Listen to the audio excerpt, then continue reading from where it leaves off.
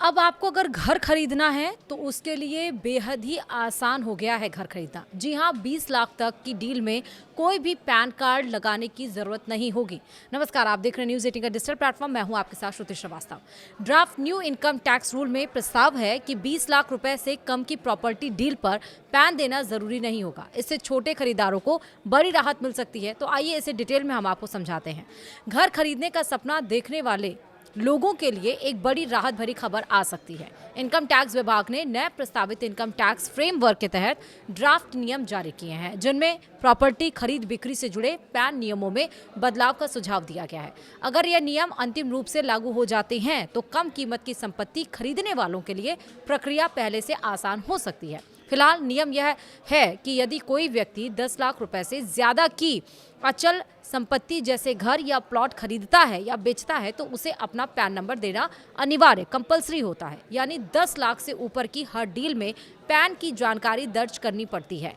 लेकिन नए ड्राफ्ट नियमों में इस सीमा को बढ़ाकर 20 लाख रुपए करने का प्रस्ताव है। इसका मतलब यह होगा कि यदि प्रॉपर्टी की कीमत 20 लाख रुपए से कम है तो उस लेन देन में पैन बताना जरूरी नहीं रहेगा। यह बदलाव खासकर छोटे शहरों और कस्बों के खरीदारों के लिए राहत लेकर आ सकता है, जहां अब भी 20 लाख रुपए के भीतर घर या जमीन मिल जाती है। ऐसे इलाकों में रहने वाले लोगों को कागजी प्रक्रिया कम झेलनी पड़ेगी और छोटे ट्रांजैक्शंस अपेक्षाकृत आसान हो सकते हैं। हालांकि यह ध्यान रखना जरूरी है कि यह अभी सिर्फ ड्राफ्ट नियम है। सरकार ने इन्हें सुझाव के रूप में जारी किया है और अंतिम फैसला फीडबैक लेने के बाद ही किया जाएगा।